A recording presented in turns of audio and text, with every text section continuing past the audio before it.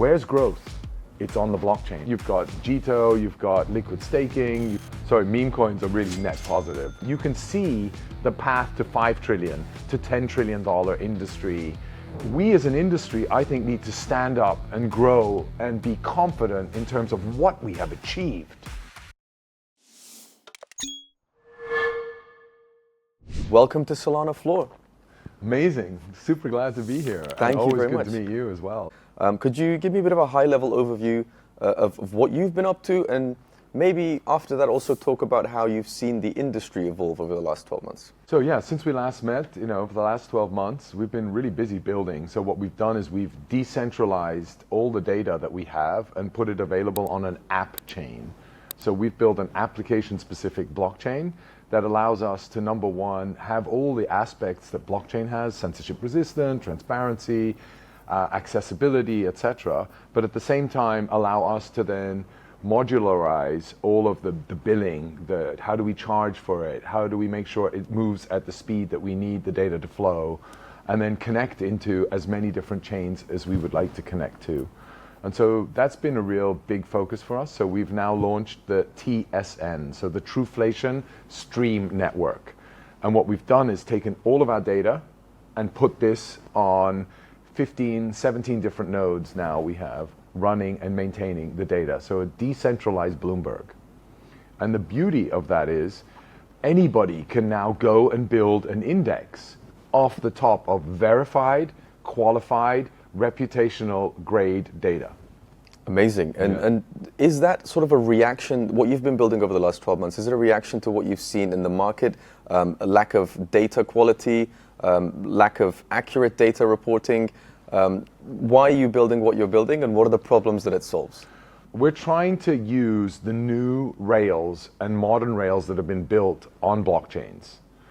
And how do we attract the financial industry with their $450 trillion, and how do we attract them to the $2 trillion industry that we've built on all the different blockchains and the complexity associated with that? And what we found is our financial and economic data is very attractive to those constituents. A lot of those constituents have downsized due to the financial turmoils, the restructuring, the compliance issues, and have made it so cumbersome for a lot of the people working in the traditional finance to actually do business. So much so that they spend up to 70 cents on the dollar on compliance and legal and lawyers and accountants to actually track their business. So it's no longer a growth industry, it's a compliance, bureaucratic industry that has evolved on the traditional finance. Where's growth? It's on the blockchain. How do we capture that data that those constituents are used to and make that available to those wanting to enter onto these new financial growth trajectory rails, and make that available to those same constituents? And I think that's really where we found a nice niche, and that's what we want to grow and scale. So how are you tackling that internally at Truflation? Then what's the technology behind the scenes? What's happening under the hood? Explain it a little bit to me. Yeah, a lot of engineers building. So we got adapters. So what we call adapters. How do we integrate data? How do we qualify the data, verify the accuracy associated with the data streams? That data aggregators are connecting to the Truflation Stream Network. That's one big component. And how do we streamline that? How do we ensure composability of that data? And we got a team, Usher Labs, that are really helping build that out. We have another team ensuring the consensus across all the node networks. So Holdex is helping us with they're actually doing all the development associated with the consensus. The node software and the database, the data storage, data compute is all managed by Quill, another third party that's actually helping build out the software associated with the data. And then we're building transformers. And what are transformers? They enable data engineers, index engineers to come on to the Truflation Stream Network and build and mix, it's like a mixing table, right? So all of a sudden, these DJs, these index engineers, are coming and mixing together all the different tunes that we have available on the TSN to create unique indexes. They're not tunes, they're actually data sets or data streams, and they blend them together. So what types of partnerships have you built over the last couple of years, and what types of partnerships are you focusing on in the future? Yeah, so those are all the partners that we've got, right? I mentioned the names, the companies. They all have skin in the game. They're all vested to see the ecosystem grow. We've been growing on three fronts, really. End users, how are people going to consume the data sets? We have over 200,000 active users coming to our website to access and see what is available on Truflation.com. We have a number of data engineers where we've been growing. How do we find more DJs or data engineers or index engineers to create unique sets? So we found a partner like Digital Asset Solutions. They create indexes, ex-bankers, they're index engineers. They've gone out and they do more sophisticated indexes that continuously rebalance. So we now have to find and build tools to enable the rebalancing. So we're constantly optimizing there. And then obviously data aggregators. So we partner with companies like Parcel on real estate property, right? So on the one hand, we ingest their data. On the other hand, we provide them with real estate data so that they can create synthetic assets, which is on the other side, a consumer associated with the data. Why do they want this data? In order to build out synthetic real world assets. And that to us is where the next wave of growth is really going to come from. Not from real world assets and waiting for the land registry to document everything and have 15 committees approve it on which blockchain, write it to the blockchain, get it then approved, and then have it then tokenized. Who's going to be the tokenized, and have 3 people be able to trade it because they have to go through a KYC and KYB compliance process.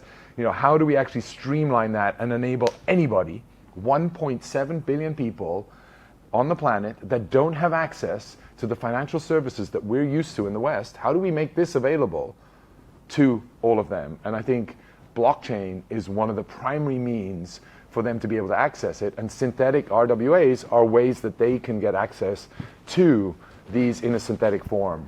Which specific blockchains do you see as being most conducive to enabling this 1.7 billion potential users to actually... Arbitrum, Base, and Solana. Why? Because that's where the ecosystem is, right? Arbitrum more so than Base. Base is still early, I'd say. But Solana, it has really creative financial talent and speed. I can transact really quick. I have a community out there, but I have a user base in terms of developer community that builds based on a user experience. And I think that's really an asset that is underappreciated, right? So how do I identify my that's target user base? And then how do I build a user experience for that? And how do I leverage the technology that's available to build for that user experience? And I think Solana has a very tight-knit, solid, battle-hardened community. And I think that's really exciting, right? And I think what we've seen is a lot of the BNB or the BSC community, right? A lot of the Asian developers that were really building for fast networks, cheap networks, have migrated a lot to the Arbitrum community, right? And so we're seeing synthetic assets, trading of commodities, trading of real world synthetic assets on both Solana and Arbitrum. I have a long list of questions for you about Solana. It sounds like you're pretty bullish overall on Solana. We are going to get there, but Truth Token. I'm curious sort of what the role of the token is, and maybe you can explain a bit why it's necessary and sort of what advantages having a native token brings to the overall project. So the app chain is a utility chain, and so to access the data, I need truth tokens. To contribute to the Truflation Stream Network, I need to have truth tokens. They need to be staked in order to be able to contribute and participate on the network. And ultimately, when consumers of data are accessing indexes, they're paying in bips on the transaction volume. And so that gets then shared across the index creators, the data providers, and the node operators. The node operators ensure governance associated with the index so that it can't get corrupted. Because if you think about it, all assets inside an index are influenced or drive and influence the individual elements that are a part of the index. And so ultimately, there's always arbitrage to be had. And so any change to the index, any corruption to the index could have a significant arbitrage opportunity that would benefit some over others. And so that needs to be transparent, needs to be governed accurately, and that's why you have a decentralized network of participants that are helping maintain and govern the actual index itself. Clear. You said governance there, and I'm thinking about politics here. So I have to ask you about the election cycle because it has been a hot topic. Crypto's increasingly politicized these days, but also there seems to be a fair amount of uncertainty, right? You've got quite polarizing opinions. Some people are saying one candidate is infinitely better for crypto. Other people are saying, no, he's probably going to flip-flop and he's just trying to win the votes of the single-issue crypto voters in the US. So what are your sort of views, projections about the US election? How are we going to get impacted by the upcoming election? So we're going to be impacted by the upcoming election significantly, right? I think it's unfortunate that we have two candidates, Twinkle D and Twinkle Dumb, right? I mean, it's like really, we really have, I think, a very limited choice. I think for the crypto community, it's pretty clear that Trump is the favorable candidate. And I think the crypto community is definitely going to get behind Trump versus behind, Gary Gensler and co. with Kamala Harris, right? And Elizabeth Warren. So I think that's very clear. It is clear, yeah. If it does come to a binary decision, can we really say one candidate will be infinitely better than the other, do you think? I look at it slightly differently. I look at the evolution that I think Kennedy and Shanahan brought to the campaign is an evolution that's happening in the US political landscape. For the first time, you actually have a coalition where a new party, potentially an emerging party, is becoming a part and coinciding and coalescing with the Republican Party. And so Kennedy is the candidate that has decided, I'm going to coalesce with the Republican Party and go to market together. And I think that's really interesting. So will we see the emergence of a third party at the next election or the election after that? And I think that's actually a really healthy thing and an evolution in the US political landscape that is desperately needed, I think. I find it quite interesting to think about how crypto has got so strong as an industry now that it's actually influencing elections in a significant way. As much as crypto wasn't mentioned in the debate between the two candidates, I'm extremely bullish and optimistic that the influence crypto has as it matures on the political system in the US is going to keep increasing, and I think you probably agree with that. The crypto industry is only going to continue to influence political campaigns more and more so, and it's becoming a stronger political voice. Today, I mean, if you think about it, Bitcoin came from 10,000 Bitcoin a pizza to now being a $2+ trillion industry. If we talk about the $450 trillion that are supposedly going to come on rails, I mean, whenever that happens, who knows? But you can see the path to $5 trillion to $10 trillion industry in the foreseeable, in the next 2-3 years. And so that happens. That's a voting power. But it's also, not only is it a voting power, is it a constituent that I need to endorse and get support from. It is also a threat to the traditional finance institutions, that so much so that the founders of BlackRock and other Citadel and Millennium are beginning to realize, oops, I need to maybe take this industry a bit more serious and start to engage in that. And we as an industry, I think, need to stand up and grow and be confident in terms of what we have achieved.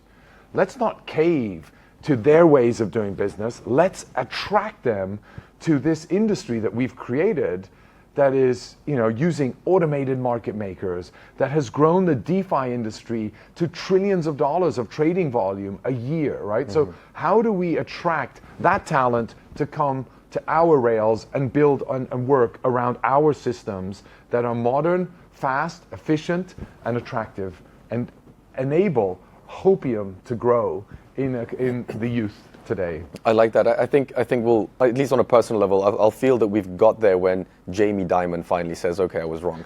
I feel like he's sort of the last naysayer. Yeah. But it's so funny, right? You have Jamie Dimon out there saying, oh, crypto's bad, in front of Elizabeth Warren, but they're all the same time, JP Morgan's building out this product, they've got the JP Morgan coin, they're doing all these other activities in the background. So how does that correlate? I mean, do they go and have internal meetings and say, oh, we'll go crypto, we're all blockchain, we're doing that.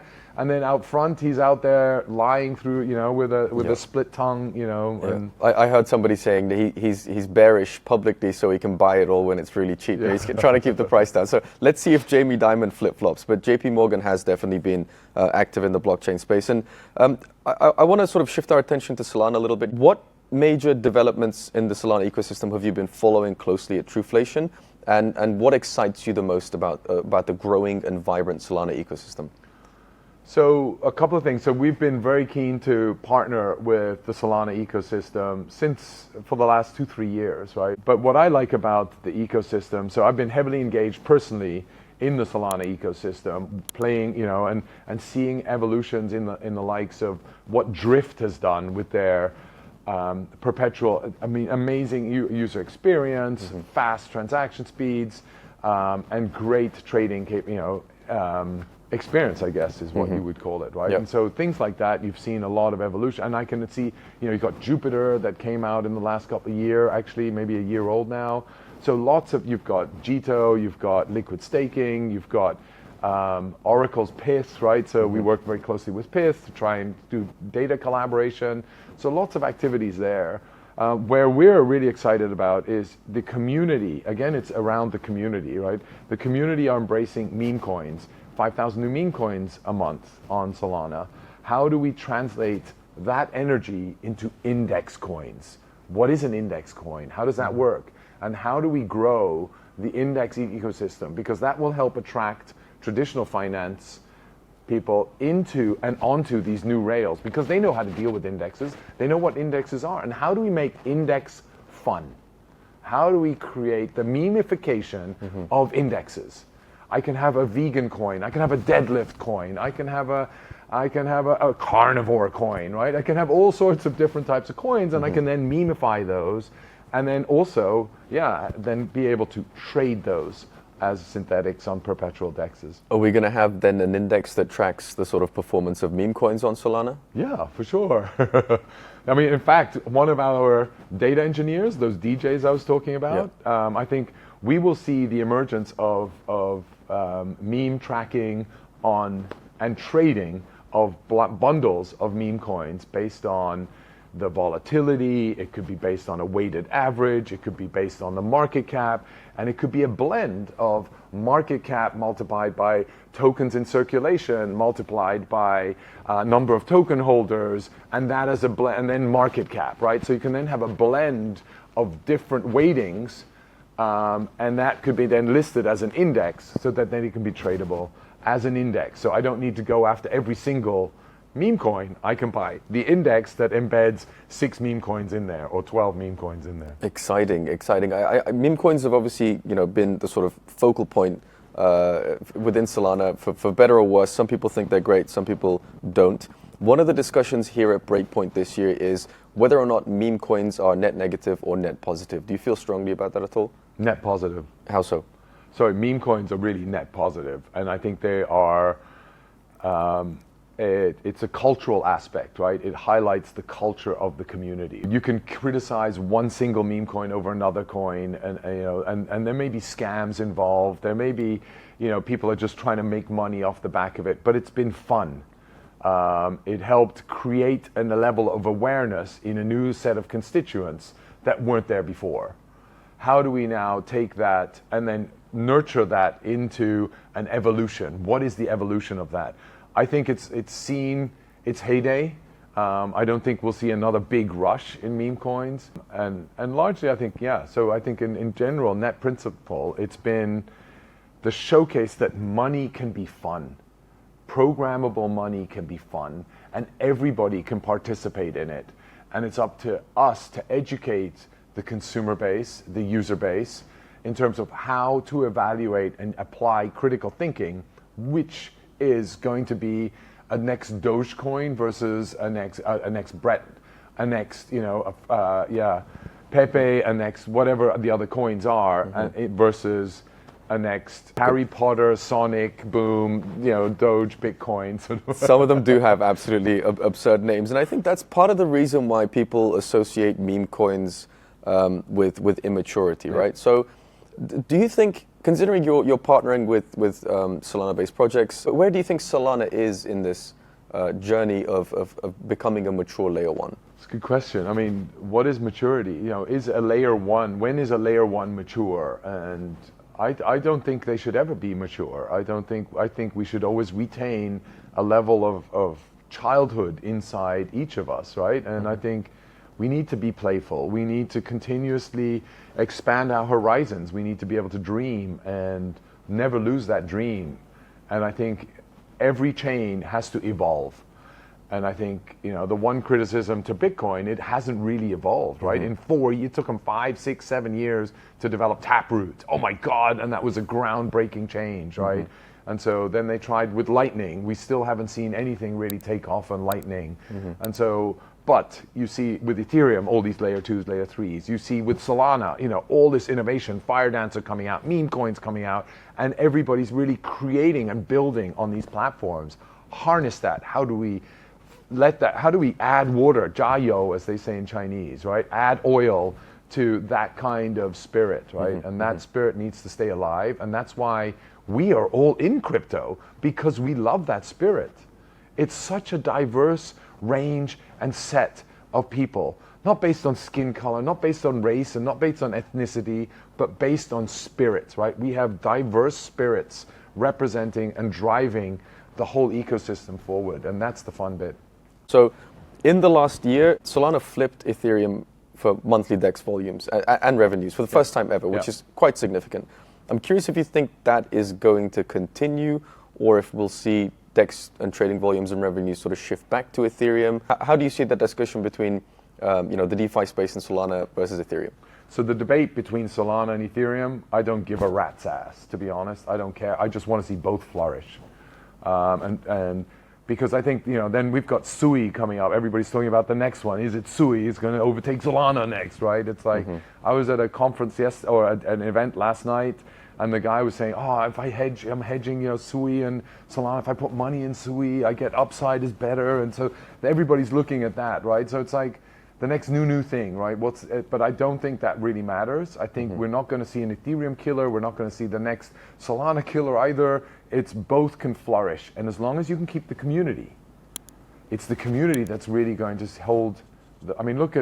We still have ETC out there, right? What's being built on those platforms? Nothing, right? And there's a lot of dead chains out there. Exactly, right? So zombie chains, some people call them, right? Zombie chains, dino chains. Yeah, absolutely. Yeah. So I think we agree that there's a lot of reasons to be bullish on Solana, and I fully agree with you that we shouldn't necessarily compare layer ones. If you're going to bet on something, bet on a meme coin. Why bet on one ecosystem over the other? Like, be bullish and go and build something, right? Be productive. Bet on where the transactions are. And the transactions today are on Solana, right? There's no doubt about it. You talked the numbers earlier.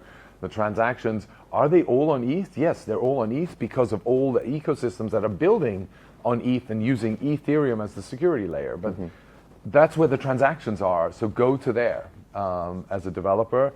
Pick your platform and build on that, and find your friends in that community. Absolutely. So let's flip the script a little bit. What are the main shortcomings of Solana? What sort of challenges is Solana facing? What do you think could, cause reputational damage or technical damage to Solana? Are there any looming dangers for Solana?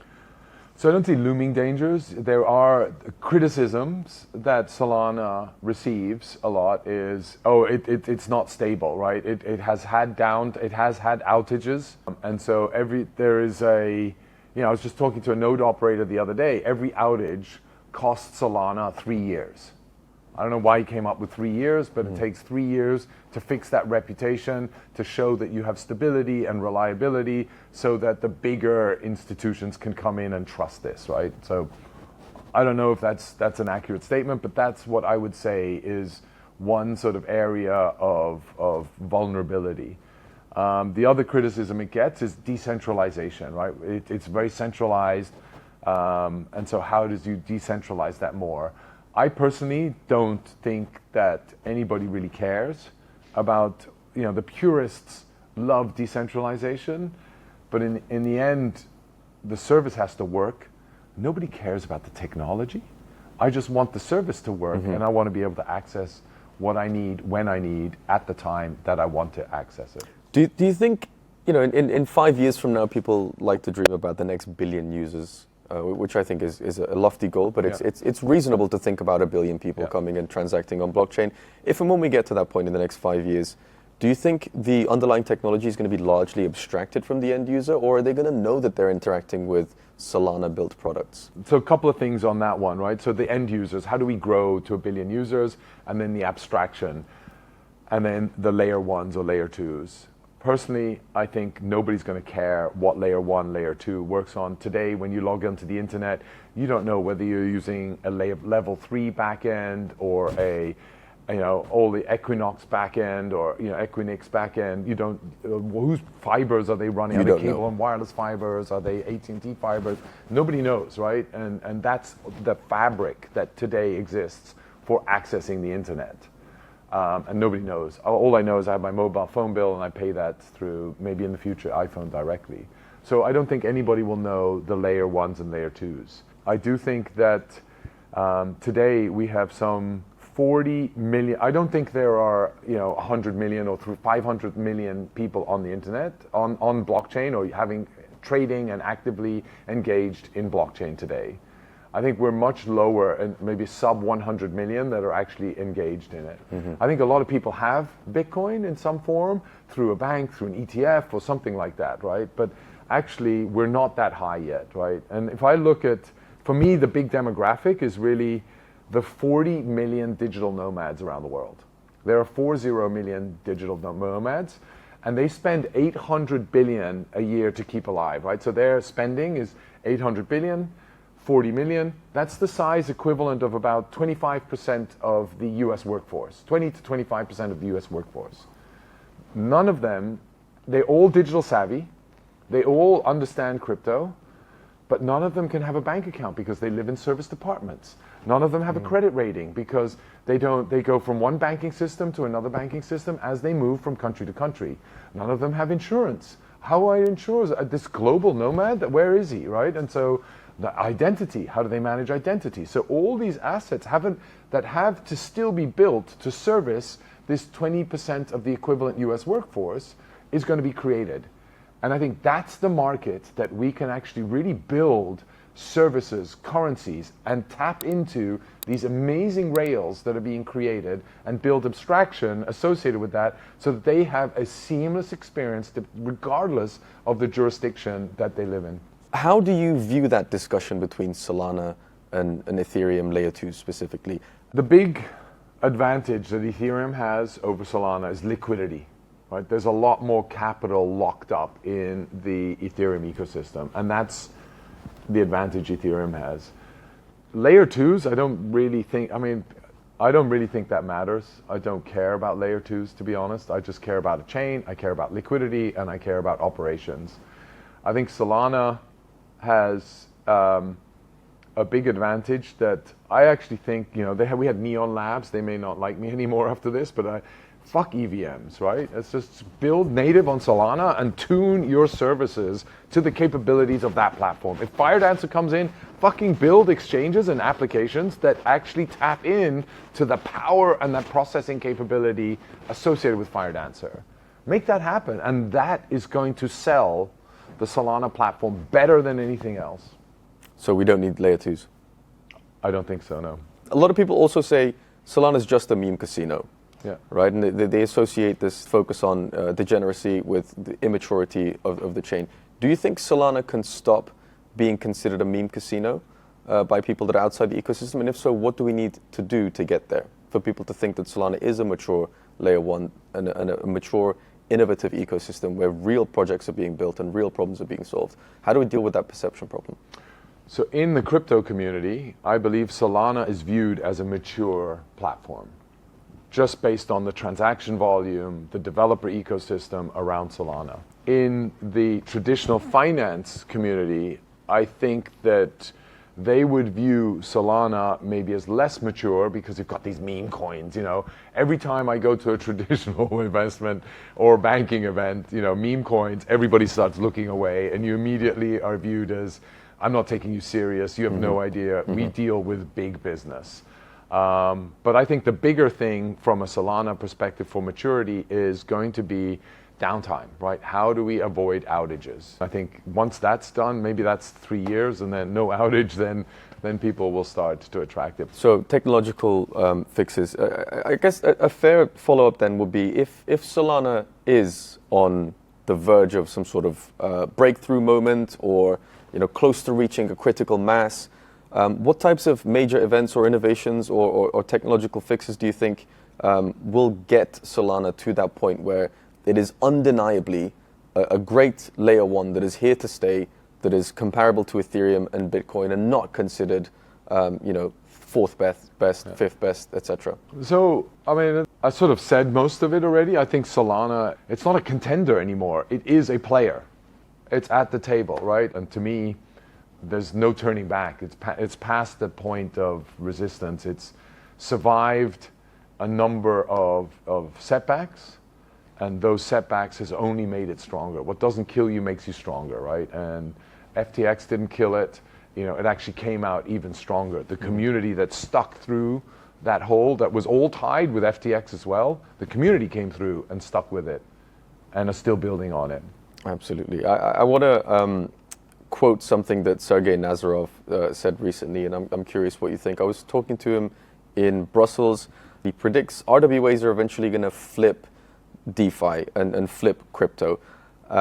Curious what you think in terms of RWA's capacity to flip crypto in terms of influence and market size, as TradFi capital starts flowing into the space. Do you agree with that prediction? And if so, do you think it's a problem? So Sergey Nazarov, the founder of Chainlink, he's got his own opinions and he's very educated. He's talking to a lot of the traditional finance institutions directly. I actually don't think there's a flippening going to happen between TradFi and DeFi. I think they're going to tokenize all of their assets and come on chain. Will it be their tokens that are going to be more important than the DeFi tokens that have been created in the last round? I actually still believe and want to hope to believe that actually our rails are better, and we will be the platforms that they want to trade on, and they will have to adapt their systems to our. They will bring RWAs to the blockchain, and they will tokenize RWAs, and we will trade RWAs on the Solana chain, right? I mean, that's what's going to happen. Do you think there's a lot of growth potential for RWAs in Solana? On Solana, for sure, in the form of synthetics. Okay. Not in the form of.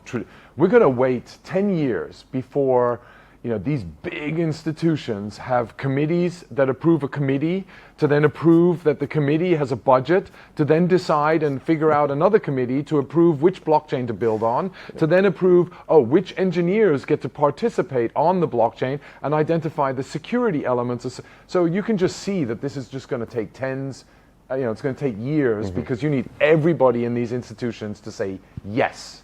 Whereas a startup, you need just one person to say yes. That's the difference. What types of developments, technological or from a community perspective, are you most looking forward to, both in crypto as a whole and specific to Solana? Synthetic assets. I really think, to me, the flagship is really what Parcel has done, right? Creating the tradability associated with synthetic real estate. I today can go onto Parcel and I can purchase, and we've done a really good partnership with Parcel, so I'm obviously slightly biased, but I love the fact that I can buy as a token and engage in the real estate in New York. I can buy Manhattan real estate, I can buy Brooklyn real estate, I can buy Austin, I can buy Paris, I can buy London, and I can buy it in the form of a token. I can go long, and then at the same time I can go short. I don't believe people are going to be in Miami anymore. They're going to all move back. So I'll short Miami, long New York in a tokenized form. And so to me, that is really where the excitement lies, and that I think is going to grow. And it's not only going to be in property, it's also going to be in copper, in lithium, in industrial grade silicon. It's going to be in all these other elements, in energy.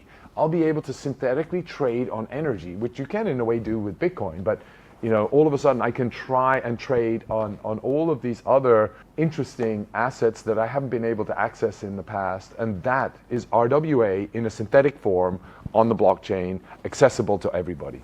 And beyond the financial applications of this technology, or let me frame it slightly differently. Out of all the verticals that we talk about, which one excites you the most on a personal level, and where do you think the highest amount of growth is going to be in the next year? What I'm really excited about is the network states, right? How do we build for digital nomads? How do we build infrastructure on the blockchain for digital nomads? New services, new insurances, new identity, new banking on-ramps, new lending protocols, new credit ratings, etc. How do we build new systems on these rails? Number one, I think DePIN is really interesting. Decentralized physical infrastructure. The whole notion that I can have a decentralized mobile network that is maintained by the community for the community, right? That to me is a part of this new wave that I think, I can have a mobile network, I can have connected devices, etc. So I think all of those assets and that requirement is going to be really interesting. The AI space is going to be really interesting. And interacting with all of these smart contracts, agents are going to be perfect for that. How do the agents get paid? Ooh, tokens seem like a good payment mechanism for agents. Definitely. I have to ask you at this point then for some alpha. Yeah. Can you share some alpha with us? Truflation is obviously a big alpha. I see AI as a real, there are two elements of innovation right now on platforms. There's AI and there's crypto, right? And those two are running sort of not in parallel, but you can see them converging and running on top of each other. Mm-hmm. What is needed to power those two platforms? Energy. No energy, no AI, no data centers, no nothing, right? And so no crypto, because without energy we have no crypto, we can't access the internet, so we need energy. So what is needed in the energy space to grow these platforms? You need energy. What's the raw material? It's oil today. Is it renewables? It's uranium. Everybody's building around nuclear power plants. What is that looking like, right? I need massive amounts of energy to feed the AI beast that's going to create hundreds and millions of agents that's going to feed the crypto platform to interact with all of these tokens that are being created on these crypto and trade on behalf and speculate on our behalf and act on our behalf. Mm-hmm. And so that whole, to me, it really comes down to the fundamental associated with all of this is really energy. What can we look forward to hearing from Truflation in the next 12 months? And where should we go to follow along with the developments of Truflation? So go to truflation.com, truflation.com. And two things we're working on heavily. One is nuon.fi, nuon.fi. It's a flat coin, so an inflation-protected stable coin. And it's backed by tokenized assets in terms of gold, oil, inflation-protected or inflation-resistant assets. And then that's one. And then index.fun. Index.fun is being built around enabling using the TSN data sets and allowing anybody to create an index. And that index can then be bet on, so up or down to see how the index performs. And then it can be traded on as a perpetual synthetic assets using real world data. And what about the socials? Where can we follow you? Twitter is the best place to follow us. Follow me, srust99 or Truflation on Twitter. That's where we're most active. We have Telegram, we have a Discord, Truflation on each of those. Thank you so much for making time to talk to us today. No, thank you very much. Enjoyed it.